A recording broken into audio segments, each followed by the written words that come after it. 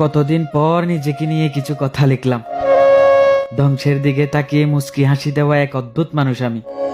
হয়তো আমি পাগল, হয়তো অনুভূতির ভিতরে এক গভীর অতল দুঃখ বাসা বেঁধেছে, তবু নিজেকে জোর করে হাসাতে শিখে গেছি।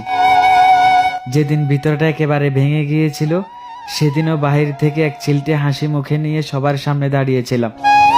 কষ্টগুলোকে বন্ধু বানিয়েছি, একাকিত্বকে আপন করে নিয়েছি। মানুষ ভাবে হয়তো আমি সুখী, কিন্তু তারা জানে না প্রতিটা রাত এক একটা লড়াই নিজে নিজেই বুঝিয়ে রাখি। অথচ আমি জানি আমি ভালো নেই, ভেঙে যাচ্ছি প্রতি রাত একটু একটু করে। আর এই ধ্বংস হওয়াটাকেই যেন ভালোবেসে ফেলেছি। আমি সেই মানুষ যে হার মানার আগেই হাসি, কারণ আমি জানি কান্না দেখিয়ে কোনো লাভ নেই। এই পৃথিবী শুধু শক্তদের মনে রাখে, দুর্বলদের নয়। তাই আমি অদ্ভুত, আমি অনুভূতির আগুনে পুড়ে যাওয়া এক নীরব যোদ্ধা।